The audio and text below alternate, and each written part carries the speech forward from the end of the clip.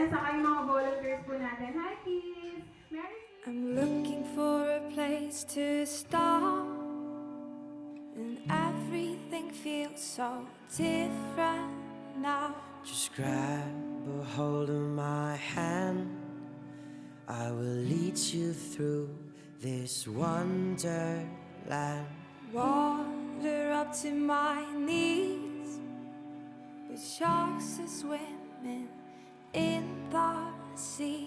Just follow my yellow light and ignore all those big warning Last signs. 2010, since I'm turning 40 na din, I had this feeling na dapat hindi na nag-birthday party.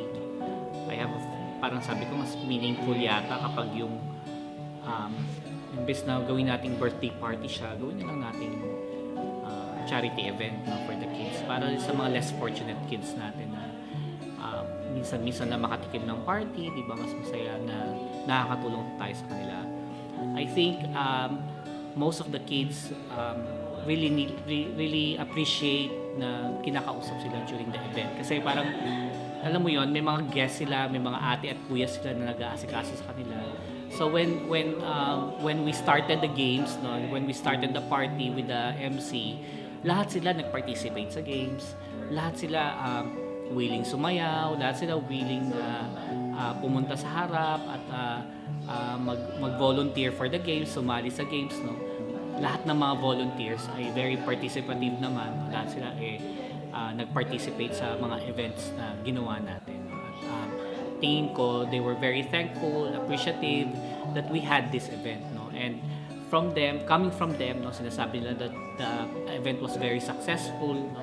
Maraming nagustuhan at maraming gustong mag-participate again sa next year event natin.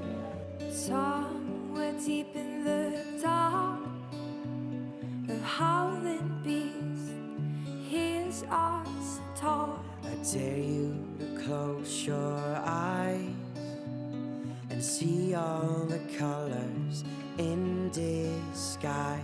Running into the night, the earth is shaking and I see a light. The light is blinding my eyes as the soft walls eat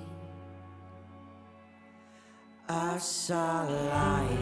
Okay, as I have said, I have been doing this for the last 5 years, no. So, ang pakiusap ko lang ay yung mga friends ng lahat, no, from all over the countries na USA, Canada, Singapore. Wag sana sila magsawa na mag-participate, mag-donate, mag-sponsor.